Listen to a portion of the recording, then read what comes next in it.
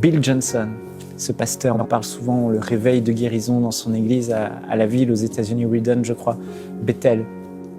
On croit que c'est comme ça a toujours été facile pour lui, mais pas du tout. Quand Dieu lui a parlé sur la guérison, il a eu à cœur que Dieu était le même et qu'il pouvait encore guérir aujourd'hui toute forme de maladie incurable, les cancers, les paralysies, les aveugles. Il le croyait et il ne le vivait pas du tout. Et il croyait vraiment que Dieu allait guérir les cas de cancer. Il a prié pour 1000 personnes atteintes du cancer. 1000. Les 1000 n'ont pas été guéris, pas une guérison. 1000.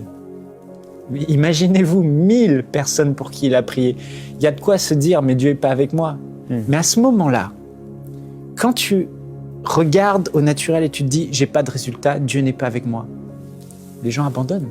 Mais si tu t'armes de cette pensée, la parole de Dieu est plus vraie que ce que mes yeux voient. Alors, j'ai le choix aujourd'hui de continuer à fonctionner avec mes sens, ou j'ai le choix aujourd'hui de fixer mes regards sur la parole de Dieu qui dit que par les meurtrissures de Jésus, les malades seront guéris. Voici, je vous ai donné le pouvoir de chasser les démons et de guérir les malades, en mon nom. Et Bill Johnson, ce qu'il a fait, c'est qu'il est resté focalisé sur la parole de Dieu. Dieu l'a dit, j'ai eu 1000 échecs, soi-disant, mais je continue. Et le 1000e a été guéri. Et après, ça a été l'avalanche de guérison, l'avalanche. L'étage de cancérologie de la ville a été vidé et fermé, vidé et fermé. Et les gens de son église, quand ils voient un malade dans les rues, ils se frottent les mains. « Oh, Seigneur, tu as été bon envers moi aujourd'hui. J'ai trouvé un paralytique. » Parce qu'ils savent que le paralytique va se lever et marcher. Mais ça n'est pas arrivé tout seul. Il y a eu un combat, il y a eu de la persévérance. Et cette persévérance, c'est la foi. Persévérer à contre-courant, finalement, tu es en train de muscler tes muscles spirituels. Tu es en train de faire grandir ta foi. Oh, la parole de Dieu est plus vraie que ce que mes yeux voient. Et je veux dire à tous les pasteurs, à tous nos collaborateurs, nos frères et sœurs qui œuvraient, vous êtes fatigués, découragés, et vous nous entendez aujourd'hui, je veux vraiment vous encourager. N'abandonnez pas. Bon et fidèle serviteur, n'abandonne pas. Continue, continue. Continue à creuser, à creuser, à creuser, comme Isaac a creusé. Et il a trouvé l'eau. Et l'eau a jailli, et le réveil est venu. Crois en ton Dieu, mais continue à croire. Et dans la vision, c'est sûr qu'il y a de l'adversité. Il y a le diable qui s'y oppose, il y a l'épreuve du temps. Ce qui est dur parfois, c'est de se dire, les choses n'avancent pas, il n'y a pas de fruits. Et c'est sûr que pendant les phases d'accomplissement de la vision, notre foi va être mise à l'épreuve. Mais quand on grandit, j'ai réalisé, plus on devient mature, il faut réaliser que justement, les choses ne seront pas faciles. Et s'armer de cette mentalité-là, se dire, oui, il y aura des épreuves, il y aura de l'adversité, et bannir cette mentalité, ce mensonge du diable qui dit que si c'est difficile, c'est que Dieu n'est pas avec toi. Dieu n'est pas dans le coup, alors abandonne. Non, parce que souvent, les grands miracles, les grandes percées se sont manifestés juste après un grand temps d'épreuve, comme Joseph. La promesse ne va pas s'accomplir simplement par la foi, mais par la persévérance dans la foi. Abraham a dû persévérer. Il a espéré contre toute espérance. Son corps était fatigué, son corps était usé. Le sein de sa femme, Sarah, était atteint par la mort. Elle était stérile.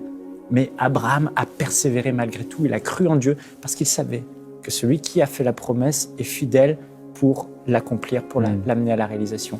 On voit David. David, je crois, j'ai plus les dates exactement, mais je crois que c'était à peu près 13 ans, ou 11 ou 13 ans, entre le moment où Dieu l'a oint et le moment où il est devenu roi. On voit l'apôtre Paul, c'était 14 ans, je crois, dans le désert d'Arabie, entre le Seigneur Jésus lui apparaît, l'appel au ministère, et 14 ans avant qu'il rentre dans son ministère. Même dans la Bible, les grandes visions ont pris du temps à s'accomplir. Même Jésus, d'ailleurs. Même Jésus. Et c'est vraiment important de réaliser que oui, il faut s'armer de cette mentalité. Il faut que je devienne une personne persévérante, une personne qui, face à l'adversité, je ne lâche pas, je persévère. D'ailleurs, persévérer, c'est avoir la foi. Les gens doivent comprendre que persévérer, c'est avoir la foi. Jésus, à maintes reprises, quand il y a eu ces 4 hommes qui ont porté le paralytique et l'ont amené, ils sont arrivés devant la foule. Ils ne pouvaient pas rentrer dans la maison où se retrouvait Jésus. Il fallait amener Jésus, le paralytique à Jésus. Et ils sont passés par le toit. Face à l'adversité, ils sont montés sur le toit de la maison, ils ont défait le toit de la maison, qui n'était pas leur maison, Et ils ont descendu le paralytique. Et c'est écrit que Jésus, voyant leur foi. Voyant leur foi. Et comment Jésus a vu leur foi? C'est parce que Jésus savait qu'il y avait des obstacles, mais malgré l'obstacle, ils ont persévéré. Encore une fois, la persévérance, c'est la foi. Quand tu lâches pas, tu es déterminé. Montre-moi quelqu'un qui persévère et je te montrerai quelqu'un qui a la foi. C'est vraiment important.